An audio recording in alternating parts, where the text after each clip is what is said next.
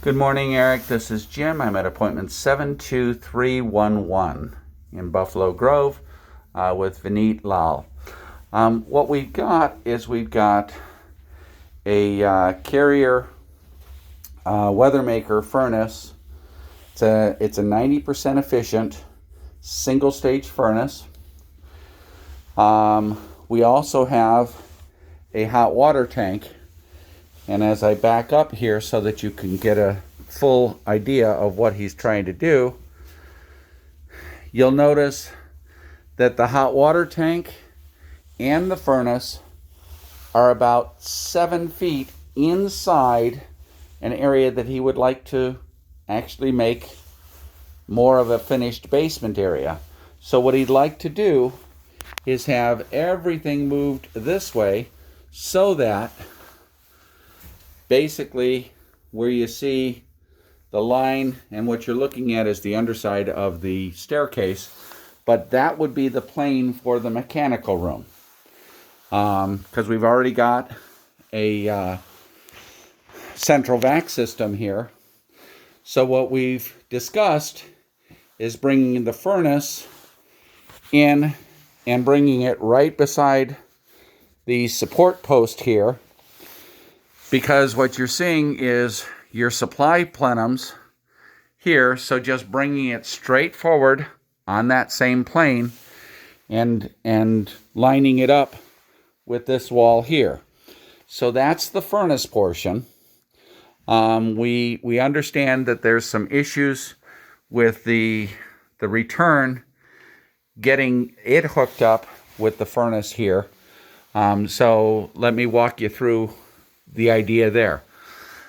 The return here would turn sideways over this area here and then come over and then come back to reconnect. The reason we had to do that is there's no way to get the return air that we need between the I-beam and the gas pipe.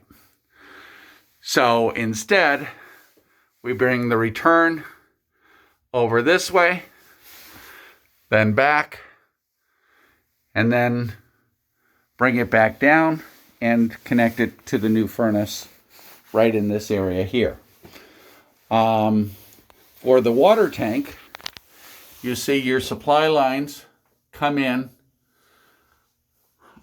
So the idea is we put those on elbows and bring those out, and then bring those down underneath the I-beam to then feed the tankless water heater, which will live in this area over here.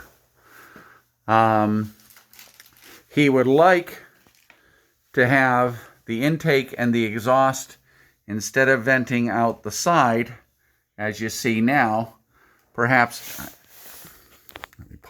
Yes. Instead of going out the side of the house, perhaps going out the back of the house. I haven't toured the outside yet to see whether or not we're going to run into window or door access issues over here. Regardless, if the water tank lives over here, we will no longer need the B-vent stack that's heading up there, which is why we can do the cold air return that we just talked about. So the tankless water heater would live on this wall over here. I'm going to pause. All right, so as far as our circuit panel goes, we've got a Cutler hammer. It is a 100 amp circuit, and we do have 4 slots. The furnace is on a separate breaker already, as is the air conditioner. So we would use a slot for the tankless water heater, but you do not need to